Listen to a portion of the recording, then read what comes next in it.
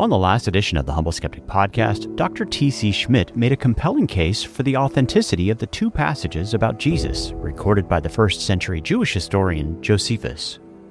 However, according to some scholars, Josephus had more to say about Jesus and his followers in an earlier Aramaic edition of his first book on the Jewish War. This edition, they argue, was preserved in a variety of Slavonic manuscripts, which, though it contains 15% fewer words overall, also happens to include several additional references to Jesus.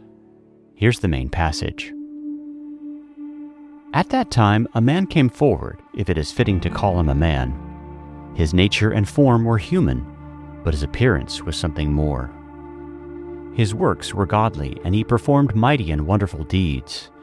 Whatever he accomplished, he did through an unseen power, simply by word or command. Some said of him that our first lawgiver had been raised from the dead and was performing many cures and arts, but others supposed him to be a man sent from God. Yet in many ways he was opposed to the law, since he kept not the Sabbath according to the custom of our fathers.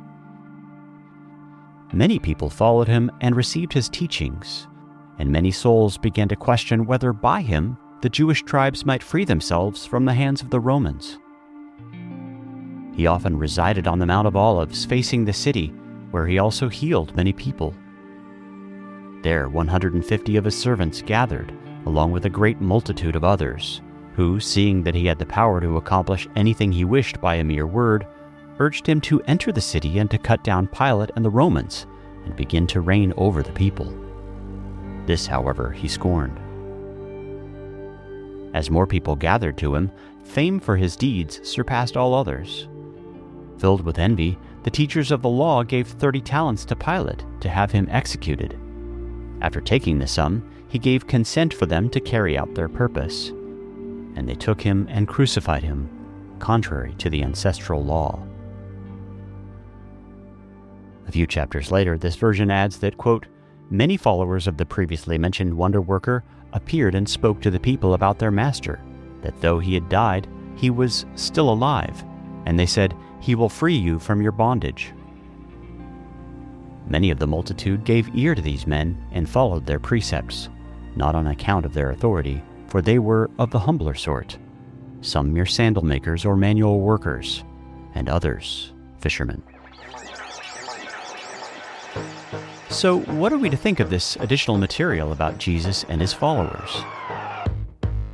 Should this passage from the Slavonic edition of Josephus be considered authentic, or should it be dismissed as a medieval forgery?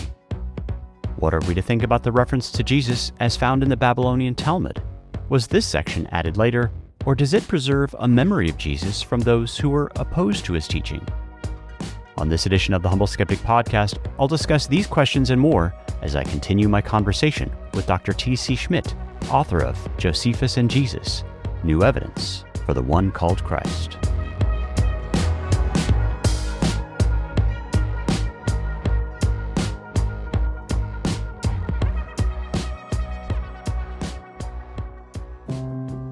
Faith is believing in something you can't see, you can't feel, something that can't be proven. So then how do you know which is the right faith? I think that's a gut thing. I don't think about a right faith. I think about what resonates with me. I feel authentic. It brings me peace. I think there is no absolute truth in any religion. I think it's a matter of subjective experience. I kind of just trust my intuition, trust my gut. You just know. You just gotta follow it. You just gotta follow what you think is your faith. If faith is blind, then what makes one belief better or worse than any other? And if it's just a leap in the dark, why should any of us feel obligated to believe anything at all? My name is Shane Rosenthal. I was raised in a Jewish home but became an atheist at a very young age. Later, as I began to question things, I ended up losing faith in my atheism and converted to Christianity. Since that time, I've never stopped asking questions, and I've spoken with authors and scholars from all over the world in order to explore the beliefs and ideas that shape our lives.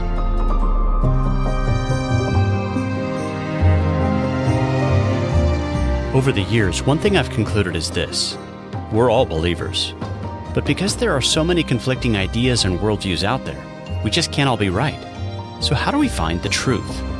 On this podcast, we'll start by asking questions. I'm really just trying to figure out what I believe right now.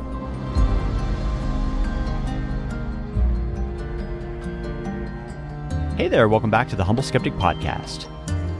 As mentioned at the opening, on this program you'll be hearing the second part of my conversation with Dr. T.C. Schmidt, who, in his new book on Josephus, argues that the famous passage about Jesus does not appear to be an inauthentic addition, but when translated and interpreted correctly, looks like the kind of statement you would expect to find originating from the pen of a non-Christian Jewish writer from first century Palestine.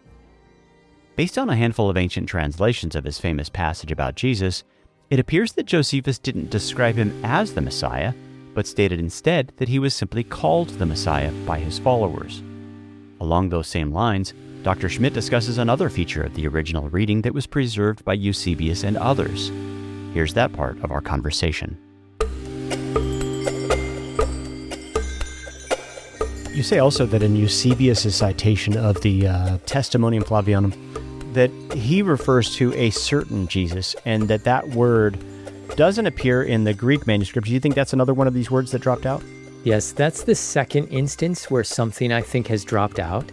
In this case, it's much more minor. It's not substantive. I mean, you can interpret it a little substantively, which I'll explain in a moment, but it's also different because it is preserved in a Greek manuscript. It's not in a Greek manuscript of the Antiquities of Josephus, but it is in a Greek quotation by Eusebius of Caesarea around the year 300. And there he has the Testimonium Flavianum beginning as, in this time there was a certain Jesus.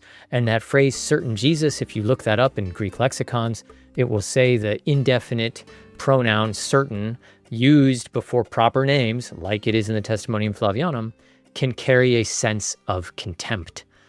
In other words, it looks like Josephus is setting up for a critical or somewhat derogatory account of Jesus. Now, it's not necessary to interpret it that way. You can interpret it as he's just introducing Jesus. It's not a negative statement. You obviously, though, can interpret it negatively. And that's just another one of the many, many little flavors of the Testimonium Flavianum that come out in Greek, where you see how, this could be a suspicious or negative account. In the very least, it's an ambiguous account. Which could account for why it dropped off. Like, the monks who wanted to honor Jesus just thought, okay, well, we don't need that word. Yes, I think so. It is in Syriac translations. It's in the Slavonic version. So we do have good textual evidence that it's there. The fact that Eusebius quotes it is remarkable. I mean, he's the opposite of Agapius. I mentioned that Agapius is always changing things. If you want anyone to be quoting the Testimonium Flavianum, it would be Eusebius of Caesarea. That's been established in several studies. I talk about this in my book. He invented the bibliographic method. I mean, he's the one who gave us the power of the citation. So he's quite good at what he does. You mentioned the Slavonic edition. There are some who have claimed that there are testimonies about Jesus in that edition that may go back to the original Aramaic. What do you think about the Slavonic edition of Josephus, and is it something that can give us reliable information about Jesus? Wouldn't it be amazing if it went back to Josephus' original Aramaic? That would just be incredible. Josephus tells us, so the works Josephus wrote in Greek, and the manuscripts we have are in Greek. However, he tells us that he also wrote in Aramaic, perhaps Hebrew. Sometimes the Greek vocabulary doesn't distinguish between those two languages, but that he wrote in some kind of Semitic language first and then had these things translated. We don't have any of these left in a Semitic language. There is a theory that the Slavonic version of the Jewish War, that's a second work. The Antiquities talks about Jewish history from Adam all the way up to 66 AD. The Jewish War talks about the Jewish War starting in 66 AD, although he gives some historical background as well from decades earlier. The Slavonic preserves a version of the Jewish War that has some very, very significant differences between the Greek version of the Jewish War and what we find in the Slavonic. Both in terms of additions and subtractions. Subtractions, yes. And some of these additions mention Jesus and Christians. And when you look at these alterations, I have to say they're odd. They don't look like what your typical medieval, 12th century Eastern European forger would have inserted. Yeah. They just, don't look that way. And this has led to Eisler and some others theorizing that this actually is because it's from Josephus. And here we have an alternative view of Jesus. This would be amazing. I don't talk about this all that much in my book, but I'll give you my take on it here. It's that I agree with everything I just said, that the alterations are weird coming from a medieval author. And I think the explanation for that is that it's probably not coming from your regular medieval scribe. It's probably coming from a Jewish scribe who is converting to Christianity or sympathetic to Christianity. This is not naked hypothesis, because we know that in early Slavonic circles, the year 1000, 1100, there was this very strong, vibrant Jewish community that is engaging with Christians. And it seems that one of these folks is translating the Jewish war into Slavonic from Greek, but incorporating certain items drawn from Jewish tradition, like Talmudic tradition about Jesus, but is toning down the negative stuff. That's the only explanation that's potentially reasonable that explains everything. On the other hand, you could just say, no, it comes from Josephus, and that's why it sounds odd. It doesn't fit. You'll notice that I've had to construct a very specific context for this to happen. And, it's my explanation is possible. It's not proof. One of the problems with thinking that it's Josephus is that it would require his Semitic version of the Jewish war. It would require that to stick around for 1,000 years. Without being commented on by anybody. Yes, literally have not a single Jewish rabbi mention it. Now, it's not an insurmountable objection. Maybe it was just preserved in some corner of the empire that wasn't related to the rabbinic Judaism we find descended from the Jerusalem Talmud and the Mishnah and Tosefta and the Babylonian Talmud. So, I from a scholarly point of view, the less incredible explanation I'll go with in this instance. But boy, it'd be great to find some early Semitic fragment of the Jewish war that shows that, yes, actually this did survive, or this does actually come from Josephus. Thank you for that excursus. I've had a lot of questions about it myself. There are some fascinating passages. There's another piece too, when in the Slavonic version, when Josephus talks about John the Baptist, he mentions that he was a vegetarian. And that is strange because the Gospels say he lived on locusts and stuff.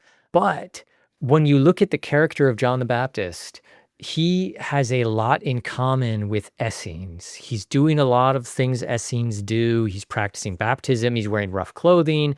He has a coarse diet. Things like that. And Josephus tells us there's evidence that the Essenes were vegetarian. So again, it just doesn't look like a medieval scribe would know this kind of stuff and connect these dots. It sounds like someone who knew some things about Essenes and John the Baptist. But again, I would like to see some more connections like that. I'm open to the possibility. It would be extraordinary. Yeah. I'm actually talking with a Slavonic scholar right now to try and raise funds to get him to translate those passages in a parallel Slavonic edition, which has yet to exist. There is an English translation. There's been 2 different ones that have been done, maybe 3 different ones, but none of them parallel the Slavonic text. So I might be able to get that done at some point. Interesting. Hopefully, maybe that will open up new avenues of research. Yeah. I think, isn't it true that in addition to the Slavonic, there's also a medieval Russian translation of it as well? I have heard that. We've reached the limits of my knowledge here. I thought medieval Russian could actually be Slavonic also. Sometimes what we call these languages blur together, but yes, I don't know. All right. I love it when I can stump a scholar. This is really, really cool. All right. So I believe that Josephus refers to several other chroniclers like himself. Do you think one of the reasons we don't have those other texts is that the Jewish war itself was so destructive? That's a great question, Shane. These are folks like Justus of Tiberias, perhaps, or Nicholas of Damascus. These are lost texts. That's quite possible. However, if you look at the amount of text that we've just lost, period, we've lost so much. And this is across ancient civilizations. Every single ancient civilization, the vast majority of the texts that they produced are missing. The Greco-Roman ancient civilization did better than pretty much anybody else at preserving texts. I mean, maybe you could argue the Chinese were a little bit better. I don't think they were, though. And Christian monasteries believed we need to preserve the works of even pagan authors because we just need to. Yes, they work diligently, translating Aristotle into various languages, copying his works, copying medical works. And this was not simply Western Christians, it was Eastern Christians too. The Syriac church translated scientific and medical works. They translated theology and philosophy and preserved those things. And often the Syriac translations were what the Arabic translations were based off of. And the same goes for, there were Latin equivalents of that also. So when it comes to our knowledge of the ancient world, when we say things like the only mention of Jesus outside of the Gospels in the first century is from Josephus, do you agree that there should be a little humility there, that like so many other documents that just got lost over time, we see Josephus quoting these other historians. What if they mention Jesus? And I think the Jewish war, in my view, helps to give us a reason why that could be. There's so much destruction that we probably lost some things. Yeah, precisely. One other way of putting it is that if you ask the question, how many Greco-Roman historians do we have who talk about the years 30 AD until 100 AD and who lived in the first century, who wrote in the first century? And the answer is one, Josephus. That's all we have. If you ask how many Greco-Roman historians do we have who, wrote about the years 30 to 70 AD, who wrote within 50, 60 years of the events, the answer is three. We have Josephus, who wrote in 95, and then we have Tacitus and Suetonius, who wrote in, 110, 120. Plutarch wrote 125. He has a very short biography on two different emperors who reigned for a few months each. That's what we've got. And this is extraordinary. That is far better than any other ancient civilization or any other ancient emperor, effectively universally. There might be one or two exceptions. So when you come to Jesus of Nazareth, we have Matthew, Mark, Luke, John talk about his life. We have Josephus talks about his life. Tacitus talks about his life, and Suetonius. Paul and James and the author of Hebrews, and yeah. Of course, we have a remarkable amount of evidence. So the question really should be, why on earth do we have so much evidence about a carpenter from Galilee? It's simply extraordinary. One of the things that I think is interesting is the fact that Luke's gospel opens up by saying many have compiled narratives about Jesus. And a lot of scholars today say, well, that's a weird word to use if there's only been two, Matthew and Mark. Those are the two we date earlier than Luke. So do you think it's plausible that there were many different accounts for and against Jesus written by the time of Luke's gospel? And that may have been, a bigger number than, say, just two. But they're lost. Yes, it's definitely plausible. And Luke may be referring to, publication in the ancient world was not as formal as it is today. Because today, you write a book, you send it off to a press, it runs through the printing press, or it runs through photocopiers and is bound and then is formally distributed. In the ancient world, of course, they didn't have these things. So when you would publish something, you would start circulating it and you would give people permission to copy it. You'd give it to your friend and you'd say, I wrote this book, please, have other people copy this. And if you were wealthy, you might have some scribes and pay them to make copies and put them in some booksellers and things like that. But there's a whole blurry area of what publication actually is. So Luke could be referring to many other Christians he knows who have said, I got to write some of this stuff down. And they start writing it down and, it's so-and-so's notes on Jesus that are circulated in their local church. Luke may be talking about those kinds of things, in which case there could be dozens of these things out there. I'm sure there were. Who wouldn't want to write down some of these things? So I do think that there are documents that were lost. we do have, like I said, an extraordinary amount of witnesses that remain from diverse perspectives, from the disciples of Jesus to people like Luke, who interviewed eyewitnesses, to people like Josephus, who was born and raised in Jerusalem, was not a Christian, to people like Paul, who was an anti-Christian, who's killing Christians, who has this conversion experience and who gives an account of the, last hours of Jesus's life, the Last Supper. He mentions the crucifixion. Of course, he talks about the resurrection. So we have an abundant amount of sources, but we've also lost a lot also. We actually have a fragment of one gospel called the Egerton Papyrus that has a story from Luke's gospel, a story from John's gospel, and then on the reverse, a miracle that's not in any gospel.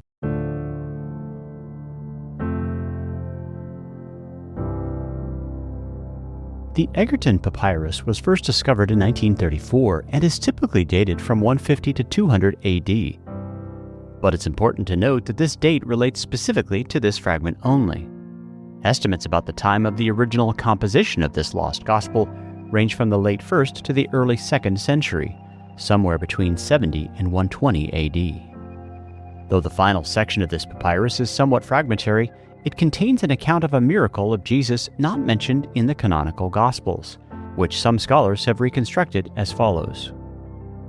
While teaching in an area near the Jordan River, Jesus asked those standing nearby how it is that a seed, when it is hidden and buried in the ground, can produce such abundance beyond measure. When his hearers were perplexed by his strange question, he walked to the bank of the Jordan and, stretching out his right hand, filled it with seed and sowed it in the ground by the river. And when he poured water over it, it sprang up immediately before them and brought forth fruit.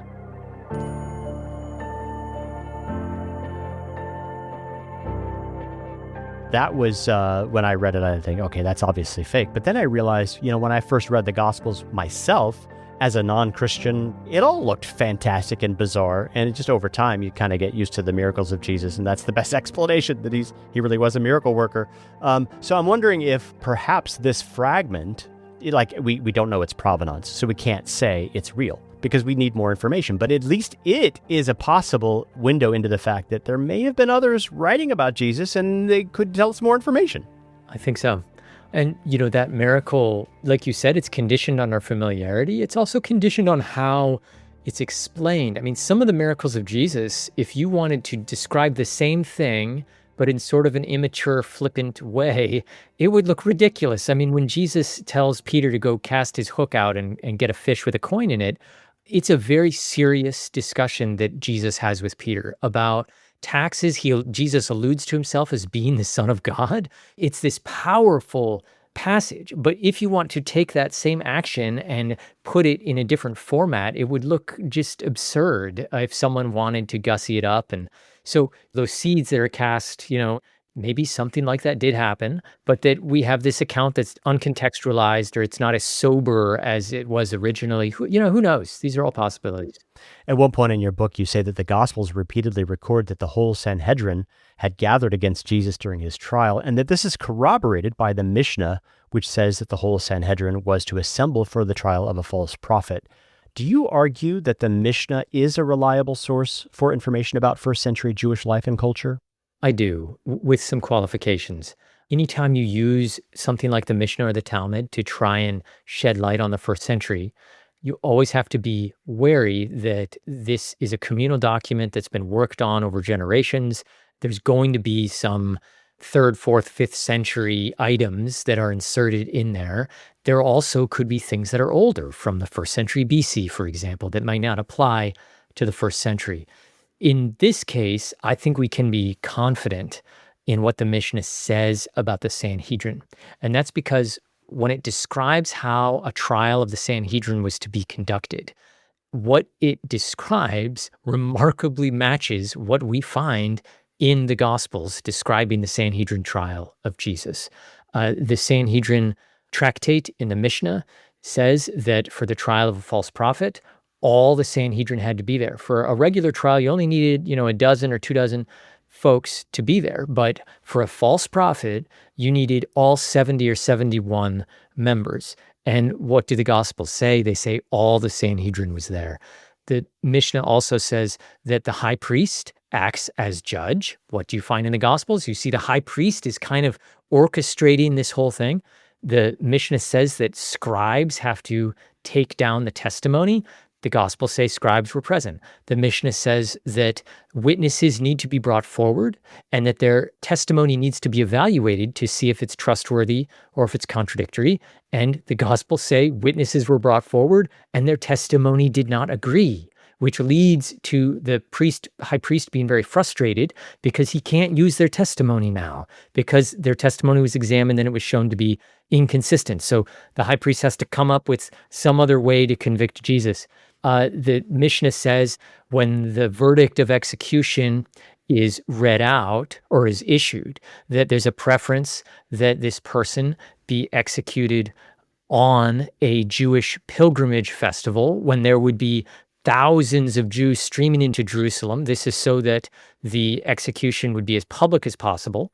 And this is what we find with Jesus. He's executed during a pilgrimage festival, the Passover. So this all lines up. This just does not seem like coincidence. So I think these mutually reinforce one another and show that both account. Clearly, the Gospels are not copying the Mishnah, and the Mishnah is not copying the Gospels. So they're clearly going back to some historical core. Yeah, that's the thing is when you find things corroborated, that gives you a new level of trust that neither has been, fabricated. Yes. Another thing that I found corroborated in both the New Testament text and the Mishnah was the fact that those who were condemned needed to be sent out of Jerusalem. There was a place of execution that was outside of the city. The Dead Sea Scrolls also said this as well. And then that same language you find in, I think John's Gospel says they took him out. And then in Hebrews, he's sent outside the gates, outside the city. Precisely. The Mishnah also says the execution has to be outside the city, and that's what the Gospels say happened. This also explains, by the way, why there is in the Gospels, Jesus is brought to the house of the high priest. It seems odd to us. Why is he brought to the house of the high priest? It's in the middle of the night. The reason why is because according to Passover law, on the evening of Passover, Jews were supposed to be in the house of their father, and they were supposed to spend the night there. They were not supposed to leave that house. So the high priest is not going to be leaving his house to go to some trial of Jesus. He's going to bring Jesus to him. It also explains why in the morning they reassemble the Sanhedrin. They had just assembled the Sanhedrin at night, but now they're doing it again. And that, I think, is because the Jewish Mishnah says that for criminal trials, you can't have them at night. You've got to have them during the day. So they call to order again. It looks like they kind of did it at night to make sure everything was lined up. And then they do a quick one in the morning when the sun is dawned. All of this is corroborated by the Mishnah. I think it lends great historical veracity and credibility to the gospel accounts. What do you think about Sanhedrin 43 in the Talmud? It talks about the fact that on the eve of Passover, Yeshu was hanged. Yeah. For 40 days before the execution took place, a herald went forth and cried, "He is to be stoned because he has practiced sorcery and enticed Israel to apostasy." Do you think that this was authentically preserving the oral tradition, or was it an account that was made up later? You've got great questions, Shane. So this, I think that's a fascinating account.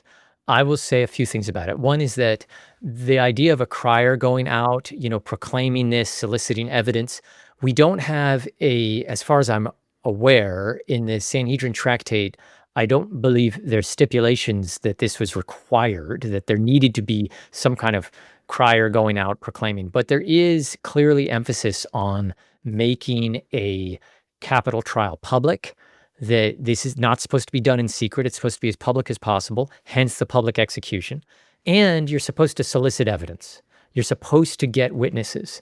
Now, given those stipulations, you got to ask, well, how are you going to get witnesses in the ancient world? There's no Twitter, there's no email. So you're going to have town criers. I mean, that's kind of the way to do it. If anyone saw this happen, please come forward. So it makes sense that might have happened. It jibes with the gospel accounts where they're very worried about Jesus going to Jerusalem. And this could be why, because there's literally people out there soliciting evidence against Jesus. So it's plausible. It's definitely plausible. Regarding the eve of Passover, though, That is fascinating. Mm-hmm. This is one of the great, alleged contradictions between the Gospels, where you have Matthew, Mark, and Luke, the synoptic Gospels, say that Jesus ate the Last Supper that marked the beginning of Passover, and that then he was arrested and crucified 12 hours later. John at least appears to claim that no, he was arrested the day before, and then when he was crucified, that is when the Passover lambs would have been slaughtered, and the Passover meal would have been a few hours after he died, at sunset. Now, you have to remember the four Gospels are united that Jesus was crucified on a Friday, at least according to most interpretations. They just differ on the calendrical day.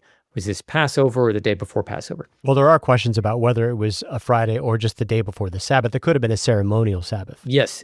And it gets very complicated. Yeah. You may know more about this than me, Shane. However, what's curious is that the Sanhedrin Tractate appears to align with the Gospel of John.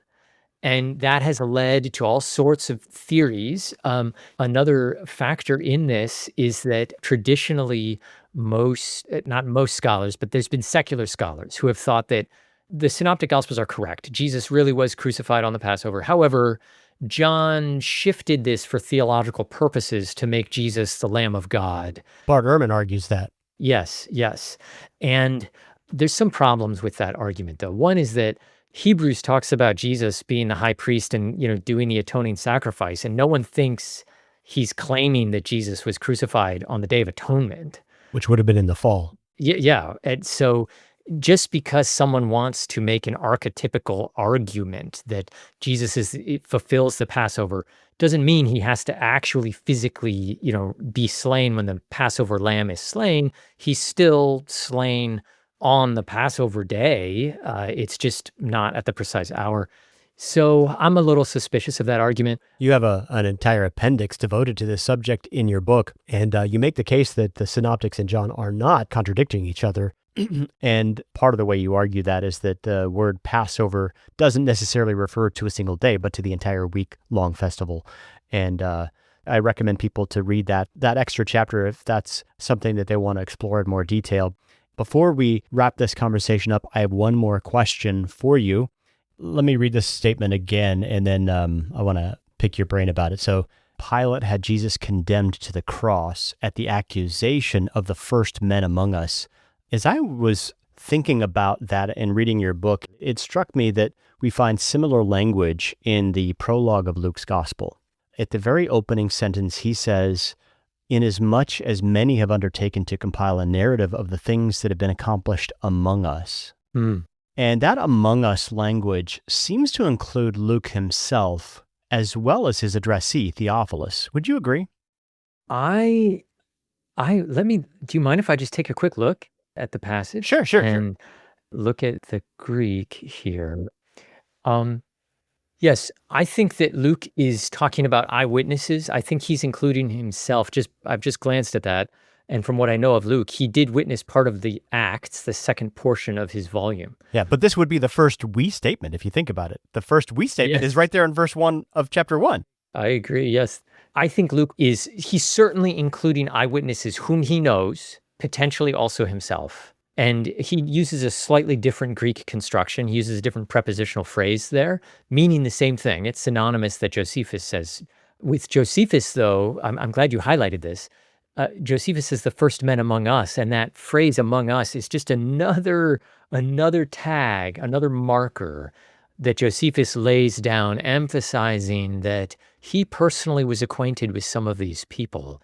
And I show that in my book. I show all the times Josephus uses that same grammatical construction, and how that this isn't just some throwaway phrase.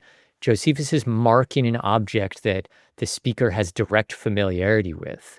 And the speaker in this case is Josephus. Yeah, I'm wondering if, just to think about Luke's prologue one more time, most of the early church fathers, they connected Luke with Paul. And Paul was certainly one of those who was in the circle of the first men. He was commissioned by them to persecute Christians. And Luke is definitely in his company. There have been some over the past century who've argued that Luke's Theophilus may have indeed been the Theophilus who reigned as high priest from 37 to 41. Are you familiar with that hypothesis? And so what do you think of it? Yes, I have heard that.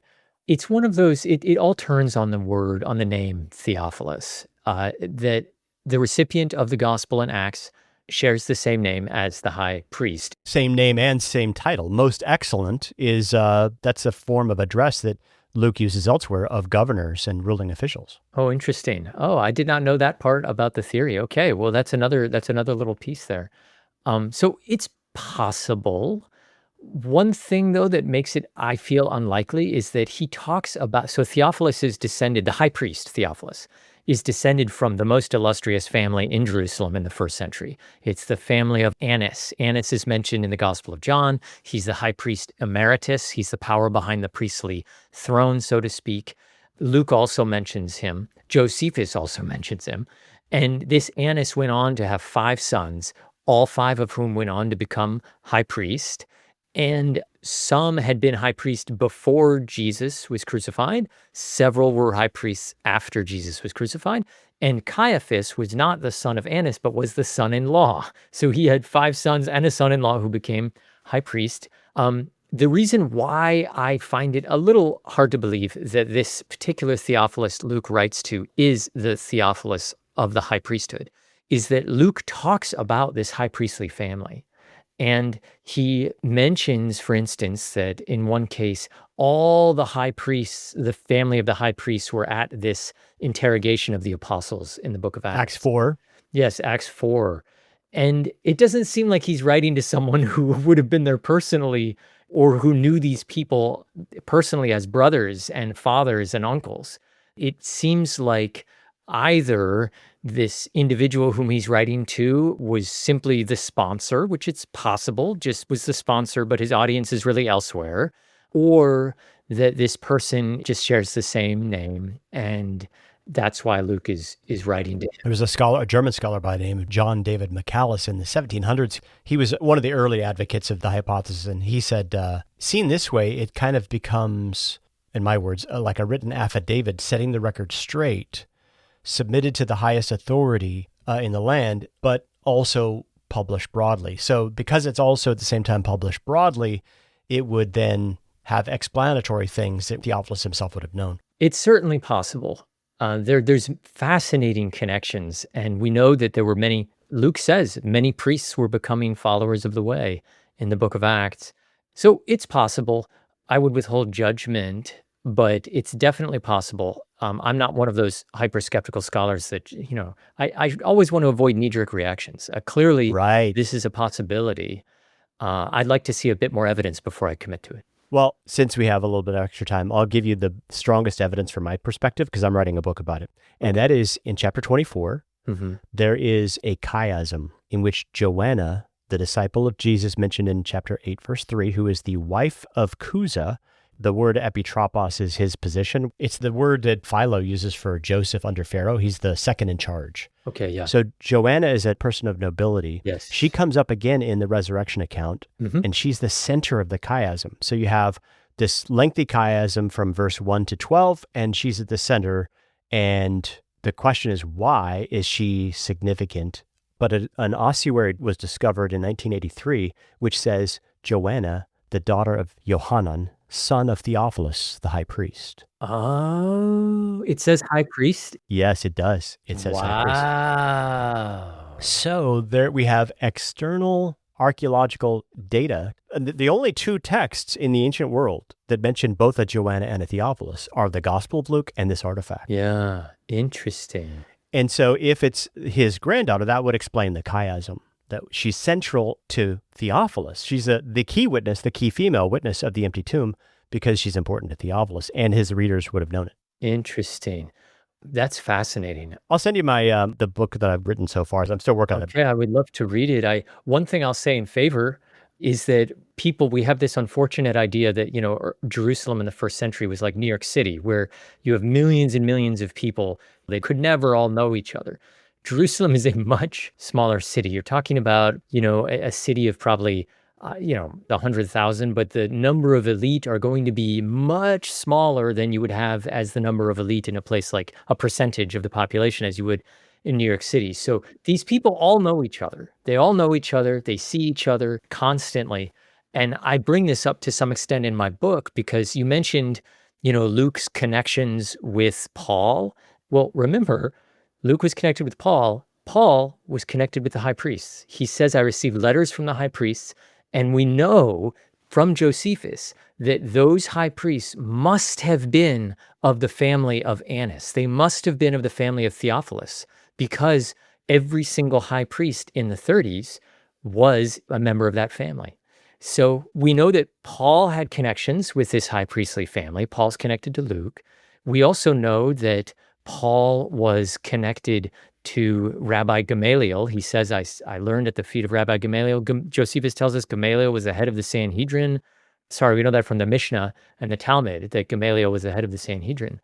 And Josephus knows the son of Gamaliel. So we have like Josephus, high priest, Paul, all these people are interrelated. And this just goes to show how intimately connected the early Jewish Christian movement was with the high priesthood, the Sanhedrin, people like Josephus. There's multiple degrees of connection. That's the duty of the Christian scholar. That's what I try to do in my scholarship, is find these links, these trails that illuminate Scripture in new ways that bring forth their authenticity and their power. Excellent. Now, if listeners are interested in getting a copy of your new book, where do they go to find it? Fortunately, a donor has come forward and made the book freely available in digital form. So if your listeners go to josephusandjesus.com, they can download a PDF of the book for free. They also can follow a link and find an HTML, a web-based version that's actually assembled quite well, very easy to navigate by chapters. Those are two options. They can buy a hardcover copy. It's unfortunately very expensive. That's why this donor came forward. But you can purchase that, wherever books are sold, Amazon, Barnes & Noble, things like that.